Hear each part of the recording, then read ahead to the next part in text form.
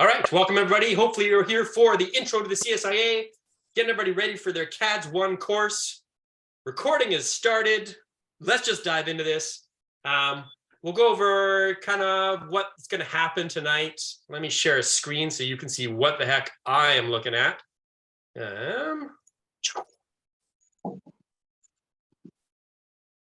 Advanced mode, that sounds better. Let's do that. All right. And if I adjust this a little bit so it looks a little bit cleaner, hopefully you'll be able to just see the slides I'm wanting you to see in a second. All right, so things we're going to hit tonight, intro and housekeeping. You are being recorded. I now have hit the record. We're going to go over some Zoom basics, gliding experience, 5 skills for technical references, how to do some basic assessment, decision-making process, something called the IACRC, 4 ways that your students learn, and thus we teach, and then some more resources. And then I will field any questions anybody has about anything VASS, scheduling, profiles, anything you got. I am of the belief that most of us by this point have probably used Zoom at some point. And just to review some basic stuff, if you look down near the bottom of your screen, you can click something, see participants, and see all the people that are there, which allows you to have, little conversations on the side. You can just message people and everything directly from there if you want to say hi or whatever it is. If you haven't had a chance yet, when you open that participation list, you should be at the top. And I'm hopeful that it says your name so that I can call on you or at least see what's going on. So if you don't know how to do that, just find your name next to it, hit the buttons there, and you'll be able to change your name. There is chat functions. So near the bottom of your screen, you should see chat, where you can pop up the chat box, and I've got it up live here. So if anybody has any questions or anything, you are the same base coach I had a couple of years ago. That's good. Same base coach, maybe a VASS coach. Jack, it's good. That was just in the chat, so I'm just reading it live. So those are the chats on and off. You can turn your sound on and off, which just makes your microphone. So there's a little microphone down the bottom left side. If everybody wants to have that off for the moment, then I don't hear anything that's going on. But if you do want to talk, then just click it on and go for it. And then there's video on and off. And as I mentioned, I love to see the smiley faces. And I think we've got about half the smiley faces right now. Well, maybe a quarter. If you want to turn on your video, it is always nice to see people's faces, but I will leave it to your discretion. And then there's also reactions down near the bottom.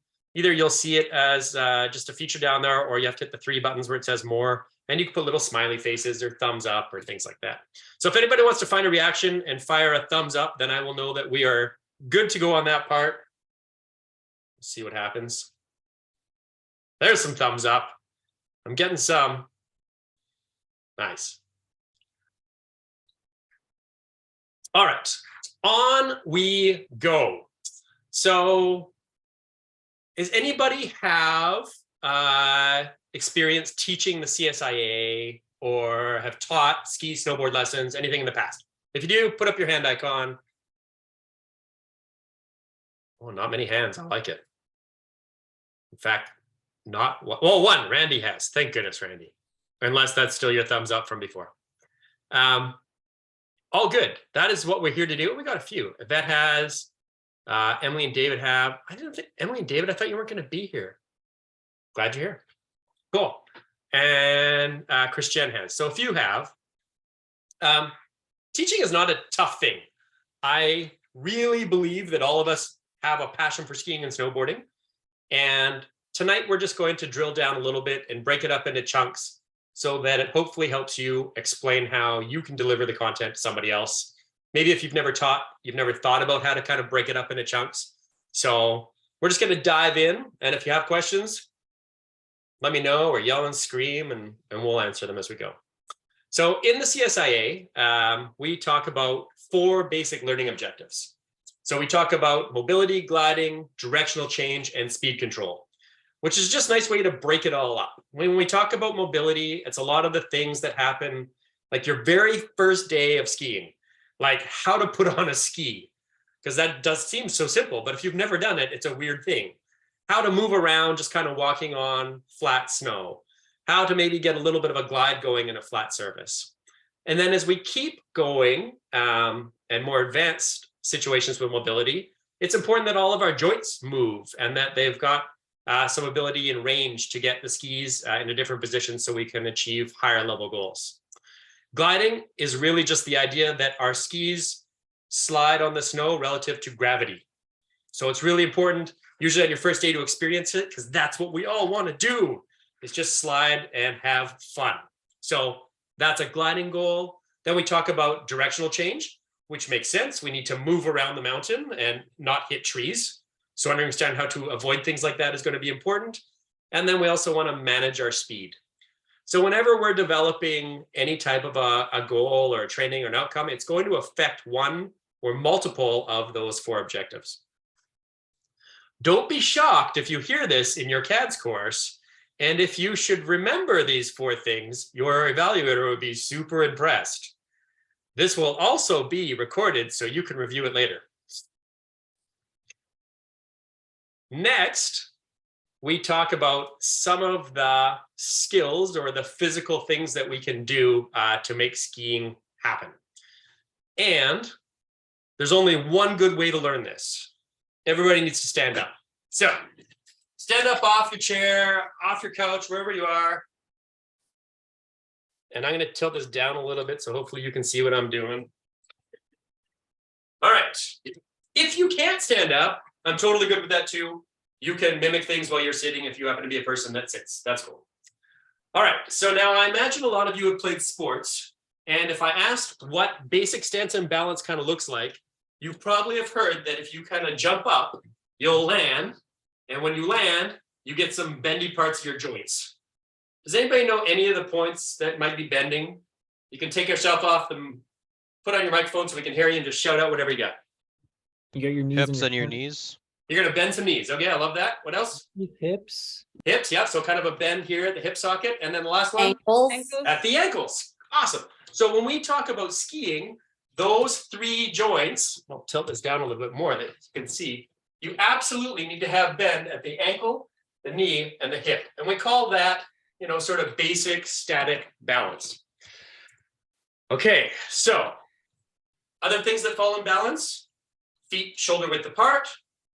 That makes sense? And then equal weight side to side and equal weight front and back. So if I think about it, there's kind of a spot just at the front of my heel where I try and kind of feel like all of my weight is going and that it's balanced on both legs. Hands are out front for good stance and balance. And this is a relatively good position to play from. Okay, now pivoting.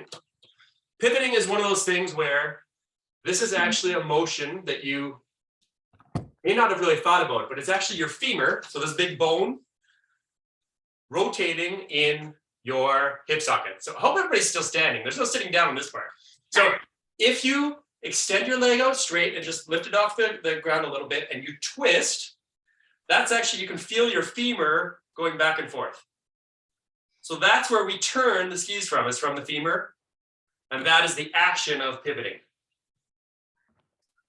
Okay. Then we have edging. So these are our feet. When they go up on their edge, we call that edging. So everybody can edge right now. You can edge one way or the other. Weirdly, if I just kind of rotate my femurs and let my knees kind of go, I'll get up on the side of my feet. So pivoting kind of leads to good edging. Pressure control. So pressure control is the idea of weighting or unweighting each ski to allow different things to happen. The way I think about it and put it in my head is I just press down on the ground as hard as I can and I grunt. I don't know why, but I go like, that reminds me about what pressure control is. And then the last one is timing and coordination, where we do everything equal and opposite, and it looks like we're Olympic skiers and life is good. And the way I remember this is I think of like the best dance move, like, yeah, you know, that's timing and coordination. Because this helps me remember. All right, now just to review the actions, because in a moment this becomes a game. We have stance and balance, which you jump up and you land. We have pivoting, which is lifting one foot and twisting it back and forth. We have edging, which is going from edge to edge. We have pressure control. And then we've got timing and coordination. This is like Carlton from the Prince of Bel-Air. All All right, I'm going to shout out one of these words and you got to do the action. Are you ready? Here we go. Edging. Nice. Stance and balance. Pivoting. Pressure control. Time and coordination. Edging. Pressure control. Time and coordination. Stance and balance. Pivoting. Pivoting with the other leg. Pivoting with the other leg. Pivoting with the other leg. Time and coordination. And we're finished with pressure control. Nice. Oh, have a seat. Awesome. Well, thank you. So that we just did are the skills that we teach people. And the way I just taught it is just a really sticky, fun way to do it. So hopefully you remember some of those words because we attached a movement to it, sometimes a sound to it. And for some learners, that's going to be more effective than me just having us all sit here. But we'll get into that stuff in a few more slides. Let's talk. Oh, this is where okay. This is where we gotta like get deep here. We almost get like into physics now. Those are 5 skills. With the 5 skills, we talk about the 4 technical references, which is the relationship between the body and the skis. So when we're achieving those 5 skills, chances are we'll be doing some of these technical references. And what's cool about these technical references is it allows me to look at a skier, think about these words, and decide if they're true or not. And then if they are not true, what skill does that go back to? And then how can I help them develop that skill? So this is kind of the bridge between knowing what to teach and actually teaching. The use of all joints over a balanced ski or balanced over the ski. So we talked about stance and balance and how when we get nicely balanced with the bend at the ankle, knee, and hip, and we're balanced fore and aft, and we're balanced laterally, that's reasonably good skill. If you have that and you see that in a skier, then you can go, one thing I don't need to worry about, thank goodness. It is often the first thing I look at, because if you have bad stance and balance or you aren't using those joints and they aren't moving, everything falls apart from there. So this is always the first thing we try and get better. Who are my ski instructors? Who knows a really good drill that can help make all your joints move and be in good balance? If you're a ski instructor, just shout it out. If you don't, I'll fill one in. But see, this is what happens. I have a quick question first too. Like, is there kind of a good way to, like, when you're observing someone, when you met them for the first time, to like when you're first observing them on skis, to know like if they have like a good kind of foundation? Yeah, that's what this allows us to do. And we're going to look at some pictures in a few minutes, and then you're going to judge them. So you'll see, I think that'll answer the question. If nobody's got a good one, I'll give you a really good one. Between the turns, so we make a finished turn, right in this spot of the turn before the next one, we just get people to hop. Oh, is that, sorry, I saw a hand up. I apologize. Jack, was that what you were going to say? No, I was going to say you can lift one leg up while skiing, like the one that faces uphill, or you can do the athletic stance by just jumping up in your pair of skis and trying to land not backwards or forwards. Perfect. Yeah, all good. And there's a whole bunch of them and you'll learn them. But there's always some little thing we can do to help people's balance. So the first thing is we look to see if everything's bent the way it should be. And then if we think they're balanced front, back, side to side. Cool. The second one we talked about is that the turn is always led with the lower body, or in CADS and the adaptive world, we might say the lowest functioning joint, which you'll understand as you get into your training. But the idea being that we don't want to see someone skiing by turning their shoulders first. We always want to see that it looks like their feet are going to move first. And if their feet or their lower body is going to move first, thinking about our 5 skills, does anybody know what skill that reverts back to? Pivoting. Pivoting, perfect, yeah, totally. So that is that turning the femur in the hip socket, that turning of, it looks like the foot is turning, but it's actually your whole leg is turning. And that's how we should be starting every turn, is with that lower part of the body. So we'll look at some pictures in a minute and see if we can see that as well. So that's the second thing I always look for. So are they good balance first, and then are they turning with their lower body? Then this is the weird one. This one feels like physics, but I promise you it's not. It just is thinking about this. So we can stand up again, because this is the only way to explain this one. So stand up for me. Now, as best as you can while you're standing, I want you to try and leave your hips where they are. And I want you to turn your feet to the left. So if you turn your feet to the left, now we have our lower body, or our skis, going in one direction, and our upper body, which is our hips, pelvis upwards, all kind of staying straight. So that is called separation. So it's that difference. You can go the other way too if you want, just to try it out. But that's what the separation is. And when we get the separation, it allows me then to bend at my sort of hip area in the middle of my pelvis. And when I do that, you'll be able to get your skis up on a greater edge than if you just did it by yourself. So if you want to do the sides, if you're a doer like me, let's put our feet back facing the front of the room, just like everything. So your feet, your hips, and your shoulders are all facing. And I want you to try and roll over onto your feet. So try and take your feet over as far as you can. And just notice what that is, that edge. You probably feel like one will turn a lot more than the other. If I'm trying to go to the left, I'll feel like my left one can get over more. My right one's kind of flat or flatter.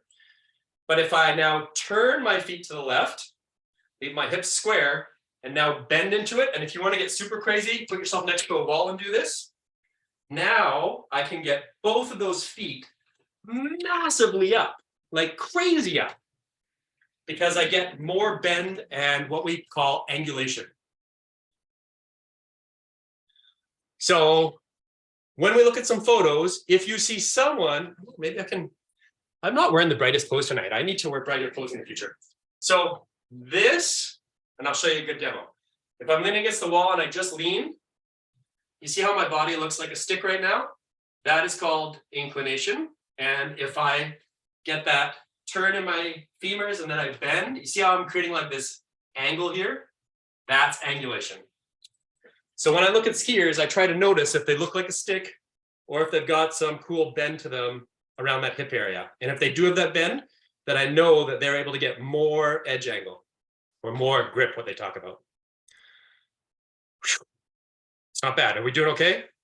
This means yes. This means no. Yes. Yep. Yes. Okay, good. The science isn't too crazy. And then the last one, just talking about coordinated movement patterns. This is just that timing and coordination piece. And when we're skiing, we like to see things really equal and opposite, everything happening in the right sequence of time. For all the things you're going to do for your level 1, this barely comes into effect, except for maybe walking. Maybe skating a little comes into it. But we don't touch this whole bigger part of coordinated movement patterns in level 1. As you get up into level 2 and 3, then we'll dive into that more and more. So now with all of your newfound knowledge, now that you're all official assessment machines, we should assess some skiers, because that's just what we do all the time. I will warn you now, and I apologize. You will never be able to ride a chairlift again without looking at skiers and snowboarders and judging them. It's just the way it's going to be. Every time you see somebody, you're going to be like, ah, see that? Oh, look at that. Oh, I could do that for them. And then you'll take video of yourself, and then you'll call me, and we'll have a long conversation. It'll be fine, but we'll get you better. Let's take a look at some of these skiers, and let's think about that first technical reference. So I can flip back to the technical references quickly. So the use of all joints to maintain balance over the skis. If we look at this dude in the top corner, anybody know how this is going to work out? Wipeout. Nice Wipeout. right It is, there. you know it. So his center of mass is so far behind his skis right now, he is just like launched. And he is going to stack. You know it. It's going to be something special. How about if back seat of the limo. I love that, Kevin. That's a great comment. And then Randy says, yeah, because our kids always end up doing this. It's true. We should always teach kids how to jump properly. So take a look at this person in the dark clothing. So if I look at all the things we talked about, so we said that the use of all joints refers back to this stance and balance, and there should be a good bend at the ankle, knee, and hip. Which one of those things is not true in this case? Where's there not a good bend? The hip? Yeah, the hip looks like he's just almost like just straight back at that point. And because of that, then his center of mass, if I kind of look at where my little icon is there, his center of mass is now way back and like over his heels or even behind his heels. And where are we trying to get the center of mass? Does anybody remember what I said? Above the heels? Yeah, so if I think about my heel on the ground, like just at the front part of my heel, if I can get most of my balance there most of the time, I'll feel like I'm in a pretty good space. This guy, what do we think about this skier? Why do you think I put this one here? So use of all joints to maintain balance over the skis. What do you think it is about that one that I wasn't too excited about? It's hard to see if he's got bend in the knee, ankle, and hip. I will say that they do. I think it's probably okay. But what is the one thing that's concerning me here?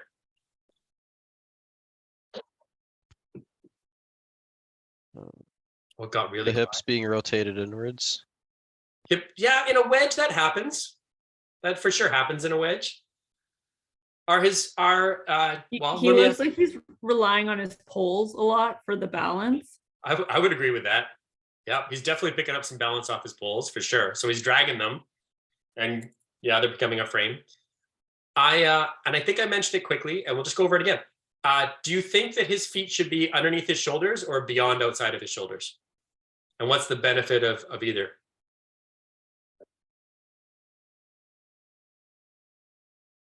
Under, but he'd have to be doing parallel turns, not applying. So weirdly, you can totally do a wedge with your feet underneath your shoulders. Absolutely. And I will warn you, if you were taught skiing more than 10 years ago, this is probably what we were taught. Like spread your feet as far as you can and things will slow down. I don't know if anybody's ever been on a chairlift and you see the French fries. Pizza French fries, yes.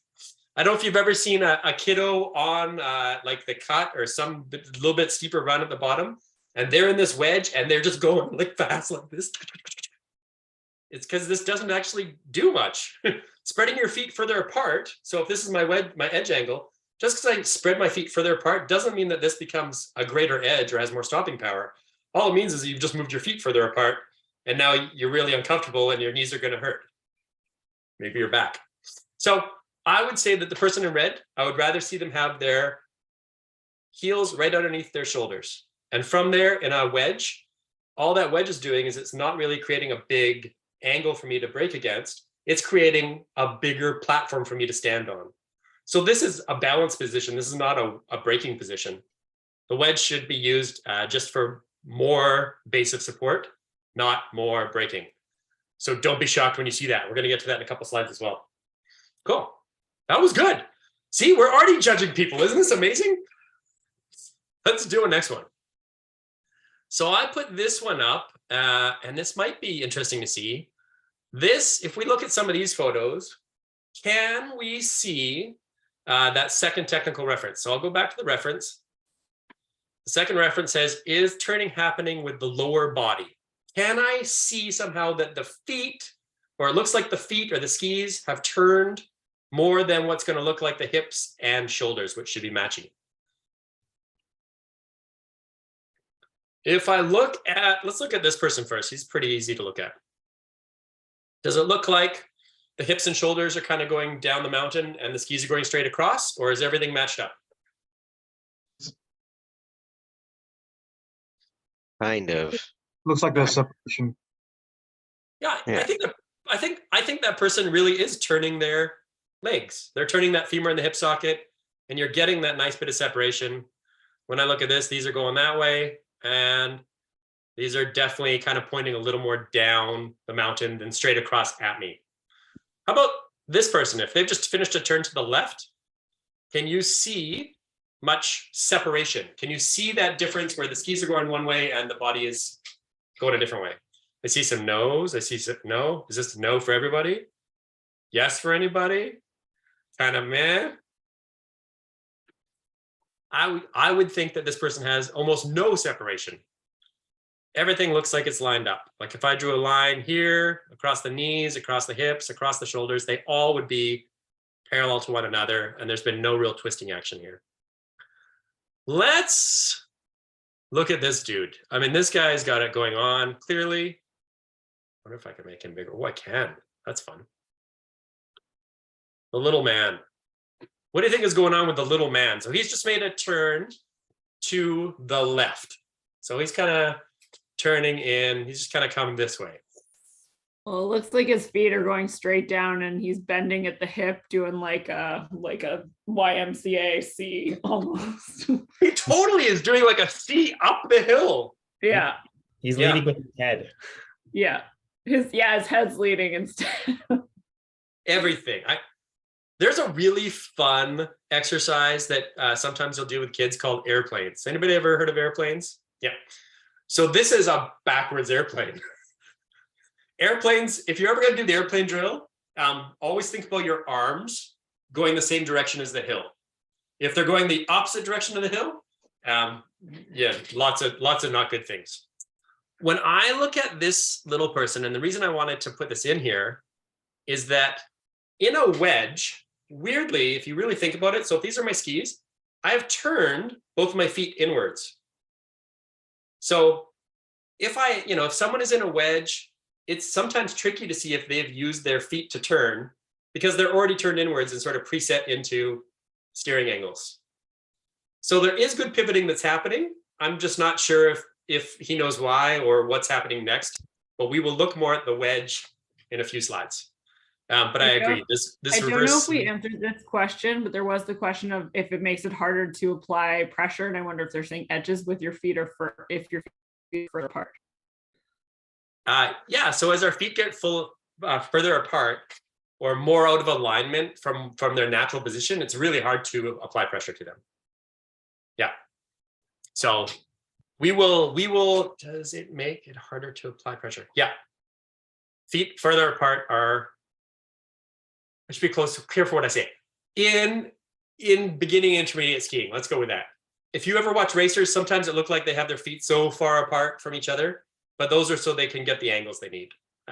With the type of skiing that we're doing, recreational and lower end skiing to start, feet shoulder width, tough to go wrong to start. So let's look at this person. Let's look at, oh, I need to make that a little bit smaller. Oops. There we go. So if we think about our third technical reference, and we can jump back and take a look at it just to get our brains going a little bit. So the third one says upper and lower body separation allows for angulation, which leads to good grip. So the question becomes, when I look at these skiers, and this was kind of the last little demo I did against the wall, do they look like they're just leaning in, or do they look like they've got some angles going? So if we look at this skier right here, what do you think? Does he have good angulation? Is probably getting lots of ability to move the skis up and grip, or is it kind of just one straight line? One straight line. One straight line. Yep. So this person is probably not getting as much grip as they could. Conversely, we have a ski instructor next to them, and you can really see how there's almost like a bend at the hip where it's like changes direction. You can see their spine kind of comes down and then goes up to their skis. Notice though, they're going wickedly fast. Their feet are not far apart. They're still that shoulder width apart. So good to see.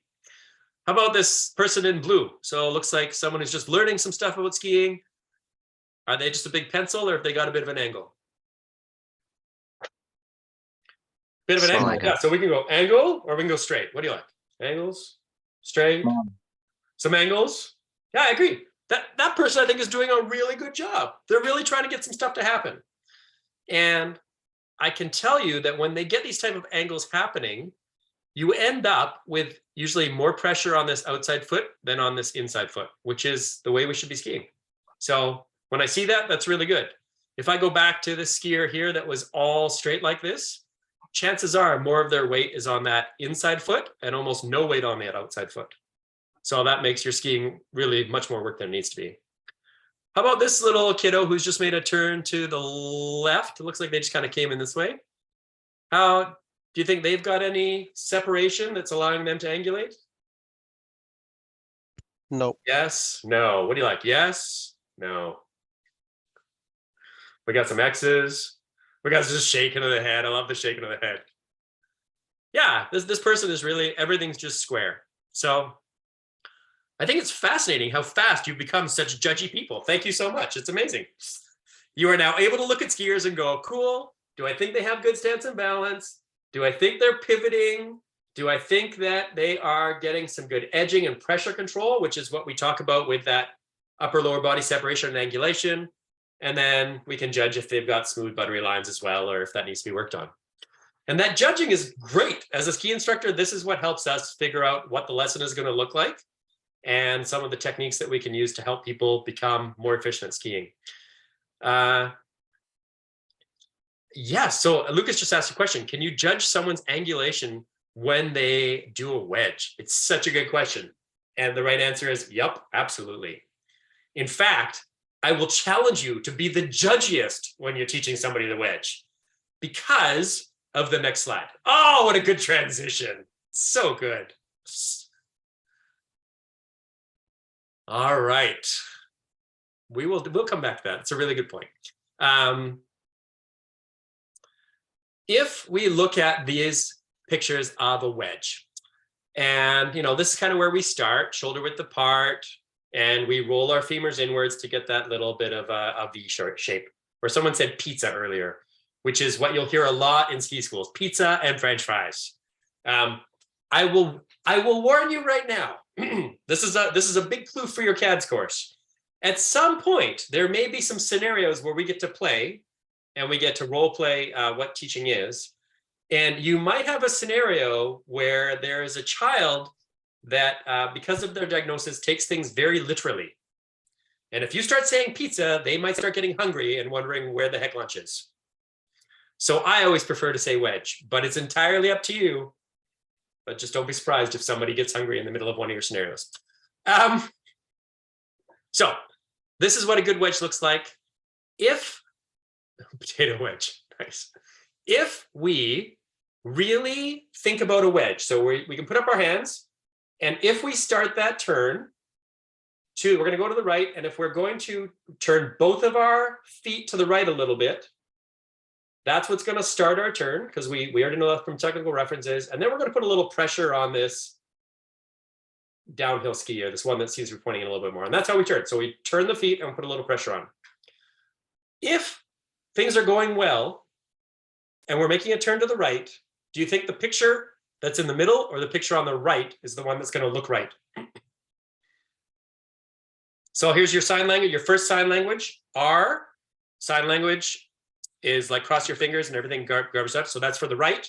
And C is for the center one. Your choice. You can show me.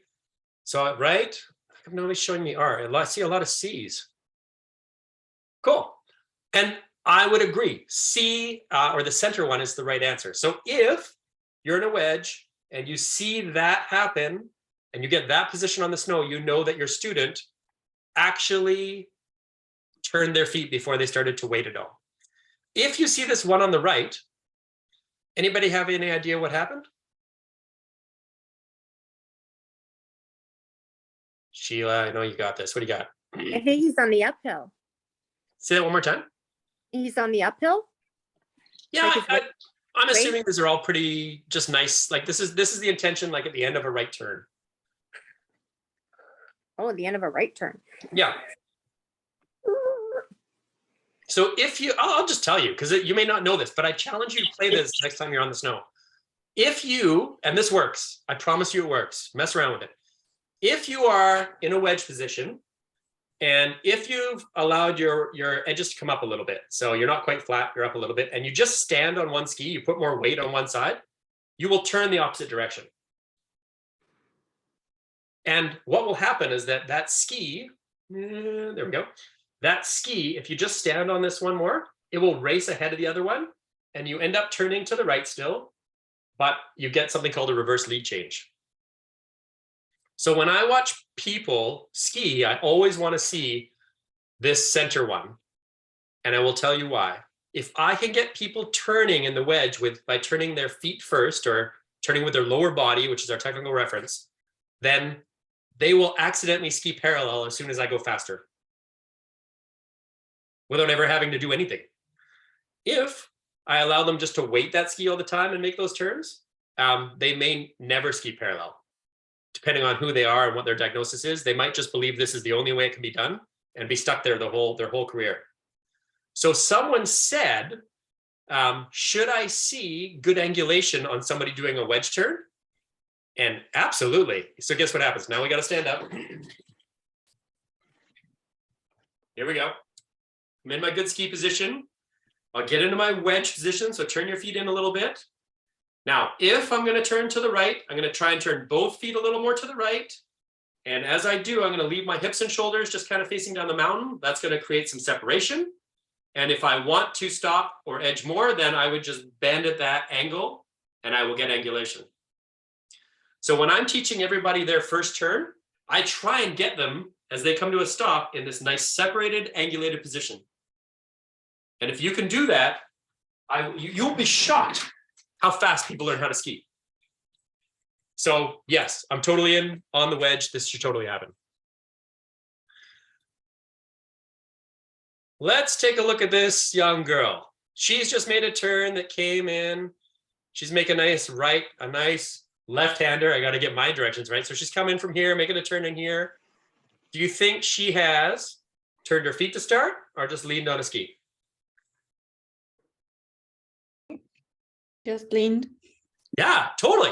And you can see it. This tip is like behind. So we've got that funny reverse lead change, and that's because she's just leaned all her weight over there and she's railing around. How about this little person who's is taking a turn to the right, is about to go right. We see that this ski's a little bit forward. That one's a little bit back. Good, bad. She's just finished a turn coming in, same direction as the skier. Just made a little turn to the left. And we see this one a little bit forward and this one a little bit back. Is that a good thing? Yeah, I agree. That's what I want to see. This is what I don't want to see. Now, bonus questions. This little girl in blue. Does she have good separation? It's tricky to see.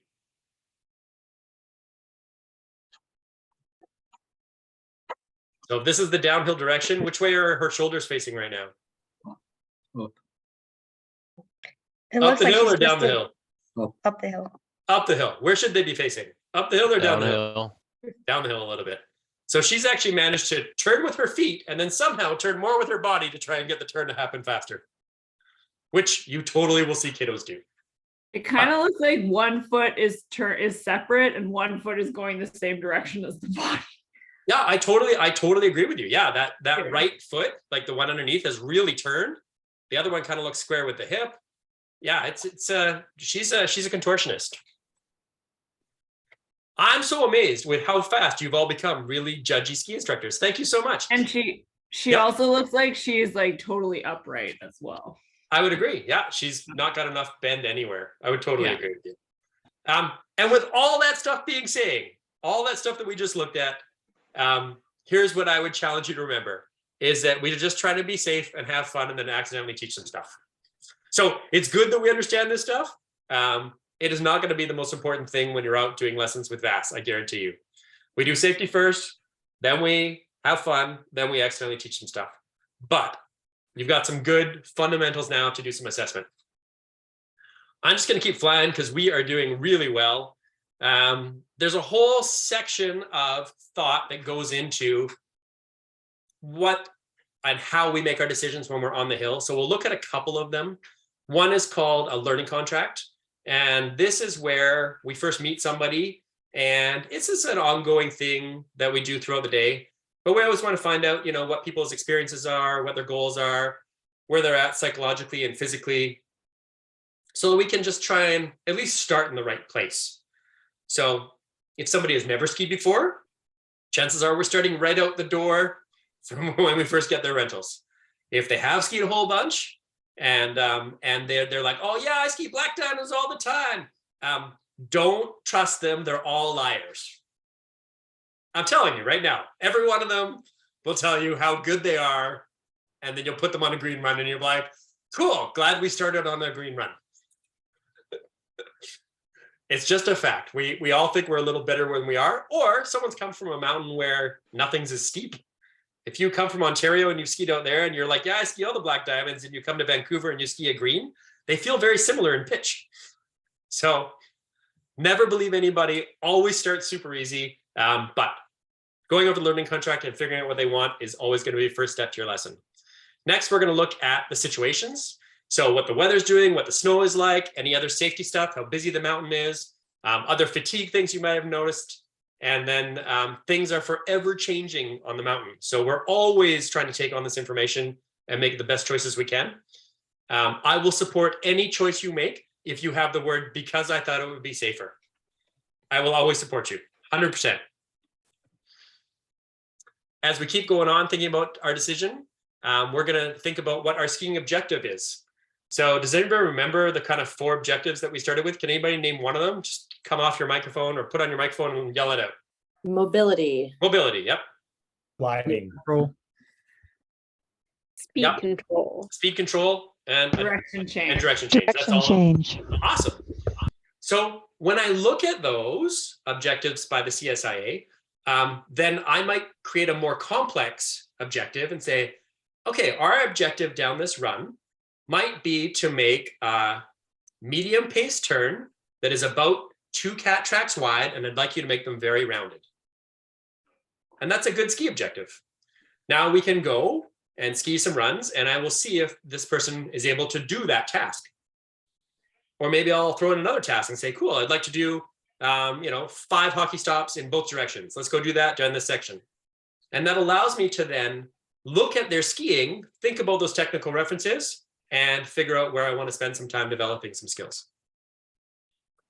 The last thing in our decision-making is motor skill development, which is going to be the skills and drills and tactics that we use to try and improve the skiing objective. So that's the last part of our decision model. We keep all that in focus while we are trying to develop our lesson and keep everything safe for the whole session. We're doing really well. I think we've only got like 5 slides left, so we're going to be finished ahead of time if anybody's okay with that. If anybody wants to stay on longer with me, we can just talk. This is a model that CSI uses, and I really like it. It explains how people acquire new physical literacy. So when we first learn any new skill or it's introduced to us, we call it the initiation phase. Our brain just goes, what? Oh my God, I'll try this, but you're freaking out. Your body doesn't know what to do. It gets very confusing. Very quickly from that, though, we move to acquisition, where, hopefully your instructor gives you a couple little ideas and you start to play with this and get a bit of a result that is different than what you're used to. With that result now, you may only get it, successful maybe 2 or 3 out of 10 attempts. As we move into the C part of the consolidation part, now you're getting it much more like in the 60s, 70s, 80s part. So more and more you're getting success in this new skill, but you're having to think about it a lot still. Every turn you're thinking about what's going on. As we get to the R part, which is refinement, now we're having success, 95 to 100% of the time, and we're not thinking about it. It's just part of our skiing now. And then the last step is where we do something called creative variation, where we'll take that new skill that we have gone through the whole process with, and now we'll start doing ridiculous things like trying to jump off a really big jump and do it midair, or land on a rail and continue doing it, or whatever it is, get into bumps, and we'll start to play with that new skill. And this just keeps repeating this whole cycle as we keep introducing new and different concepts. So it's always important to realize that your student needs this time to develop, and that timeline is not the same for everybody. For some people, it's going to be really quick. I know I taught sit skiing to somebody that used to unicycle, and we were sit skiing efficiently in about an hour because they understood so much. Where I've also then worked with some students, especially on the spectrum ASD side of things, and we'll stay in initiation for just walking around in your boots for like 2 weeks. And that's okay. There's no right or wrong. but there is a progression and you'll be able to see it kind of move along. And as it's moving along further and further, then they'll understand how to challenge that new skill development. So people learn in different ways. I bet you all knew that. For all of you that like just listening, this has been a really good session. There's been a lot of listening. But we've also tried to do some watching stuff where we've got up and I've showed you some demos. We've definitely done some doer type things where we are physically doing stuff.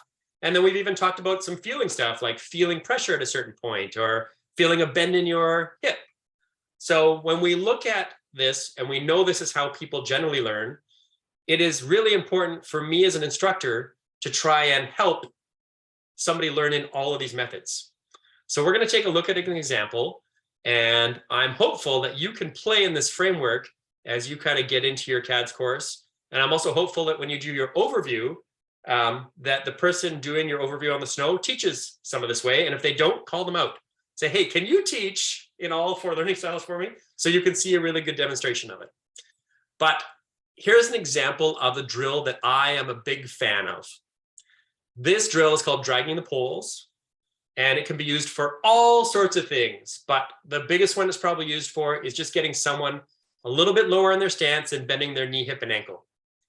And the goal here for my listener is to come up with really simple words and give them a why. Because if I can do that, that will satisfy that learner. Then for the watcher, I need to give the world's best demonstration. And demonstrations always happen where, as the instructor, you walk a little bit up the hill and you ski down in front of your student and pass them so they can see it from above, right at where they are, and as you go by. So people that really like to watch like different angles.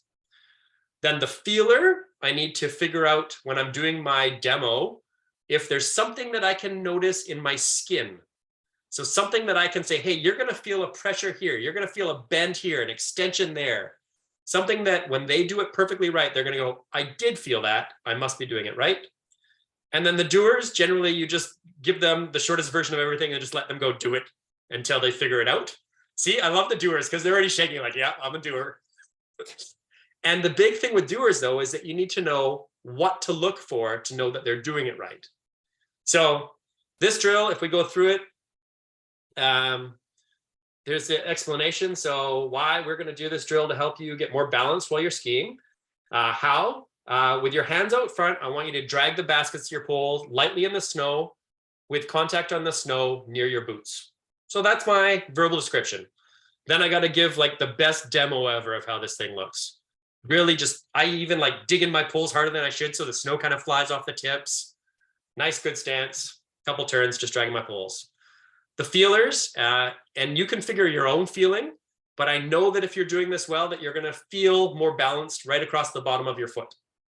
You're not going to feel a lot of pressure to your heel. You're not going to feel pressure on your toe. You're going to feel nice pressure through your whole foot when you're doing it well. And then for the doers, when I'm watching them, I want to see the bend in all the joints we talked about. So they should have a bend at the hip, knee, and ankles. If I don't see that, let them know which one they need to fix. I will give you a clue. It is almost always ankles. People don't bend their ankles enough when they're skiing, especially new skiers. And then I also want to see where they're dragging the poles. So if their poles look like they're getting way in the back, then I can say, hey, drag your poles so they're more towards your feet, and automatically the doer will fix stuff. Does that make sense? It sounds like a lot, but if you just follow this pattern where I always give a why I'm doing it, a little short explanation, give a really good demonstration while I'm doing the demo, figure out something I can feel that I can talk to the feelers about, and then just let them try it a whole bunch and coach them as we're doing it, people will learn how to ski. Questions about that? This means good. This means, oh no, things are bad. All right, I got some thumbs. I see no hands in. Okay, good. All right. Would you believe that we are at the end? Oh my gosh, that was so good. Some other resources. So I'm sure that you have all already dug into your CADS manual, which is available in a few places. When you signed up for your CADS course, it would have been in the description notes. Or if you go back into your training in your Snowline and look for the event, whichever CADS course you're going to go to, you can find a link for the manual in the description there. Or you can just go to cads.ski. I thought this was really cool when I see it. Instead of .com or .ca, they managed to score the .ski extension. And from that website, that's our national training website. Tons of good resource there you can flip around through. CSIA is a great place, has a YouTube channel where you can see all sorts of stuff. I will warn you, if you do this, the CSIA is changing the way that they talk about some things. So you'll experience different words. Don't be freaked out about it. It's still skiing. But we use words that are a little bit older than CSIA. So you can always get resource from other instructors. The chairlift game we talked about, where you're just going to judge people for the rest of your life. Google anything, and you'll find answers. I often will go on Google ski videos of family ski trips, and then I will take a look at the skiers and try and decide how I can help them. And then this is one I've just become recently addicted to, called TikTok. Has anybody ever used TikTok? Yeah. There's lots of good ski content on there right now. So quick bites of instructors doing drills and why they would do it. With that all being said, I am going to end the recording. I thank you all so much for showing up tonight. I will stick around if anybody has questions about tonight, but I'm just going to turn this off so that I can save this for anybody that didn't get to make it tonight. Speaking of the chairlift game, I have a question because chairlifts can be daunting for some people.